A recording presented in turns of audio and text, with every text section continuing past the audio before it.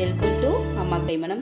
இன்றைக்கி நம்ம ரொம்ப டேஸ்டியான எல்லாத்துக்குமே ரொம்ப ரொம்ப பிடிச்ச பானிபூரி, அதுக்கு பூரி எப்படி ரெடி பண்ணலான்னு பார்க்கலாம். ஒரு பவுலில் 1 கப் ஒயிட் ரவை,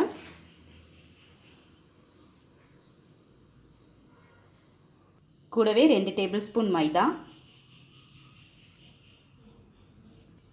1/4 teaspoon baking powder, baking soda, 1 teaspoon எண்ணெய்,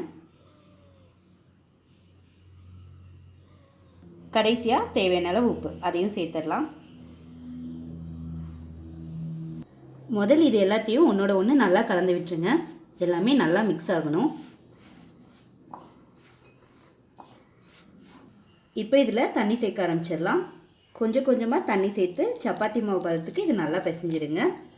நிறைய தண்ணி சேர்த்துறாதீங்க, தேவைப்பட்டால் சேர்த்துக்கலாம்.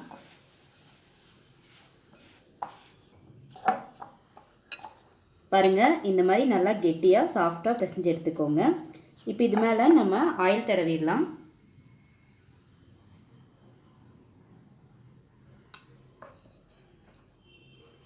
அவ்வளோதான். இதை ஒரு ஈர டவல் போட்டு மூடிடலாம். இது ஒரு 20 நிமிஷம் இப்படியே இருக்கட்டும்.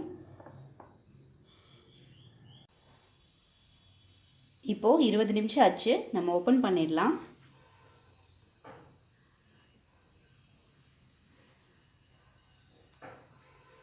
பாருங்கள், மாவு நல்லா சாஃப்ட் ஆயிடுச்சு. இதை ஒரு டைம் பிசைஞ்சிட்டு நம்ம விரிக்க ஆரம்பிச்சிடலாம். 2 சைடும் நம்ம வெறும் மாவில் புரட்டிடலாம்.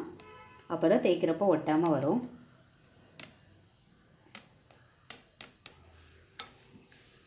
இது ரொம்ப தின்னாக வரணுங்கிற அவசியம் இல்லை, ஓரளவுக்கு திக்காகவே இருக்கட்டும். இதை ஒரு ரவுண்ட் மோல்டில் நம்ம பானிபூரி ஷேப்புக்கு கொண்டு வந்துடலாம்.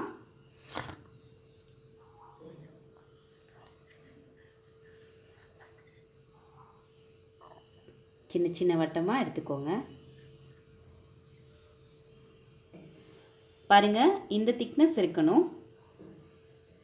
பாருங்கள், எல்லா மாவையும் நல்லா தேய்ச்சி இந்த மாதிரி பானிபூரி ஷேப்புக்கு நம்ம கொண்டு வந்தாச்சு. இனி நம்ம சுட ஆரம்பிச்சிடலாம். ஸ்டவ் ஆன் பண்ணி கடாயில் தேவையான அளவு எண்ணெயை சூடு பண்ணிக்கோங்க. எண்ணெய் நல்லா சூடாக இருக்கணும். இதில் நம்ம தேய்ச்சி வச்சுட்டு பூரியை பொரிச்சு எடுத்துடலாம்.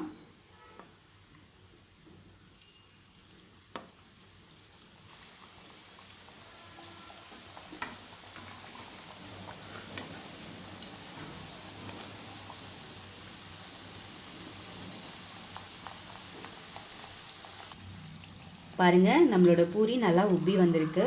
இது 2 சைடும் நல்லா வெந்து பொன்னிறமாகிற வரைக்கும் விட்டுருங்க. பூரி 2 சைடுமே நல்லா வெந்துருச்சு. இதை நம்ம எடுத்துடலாம்.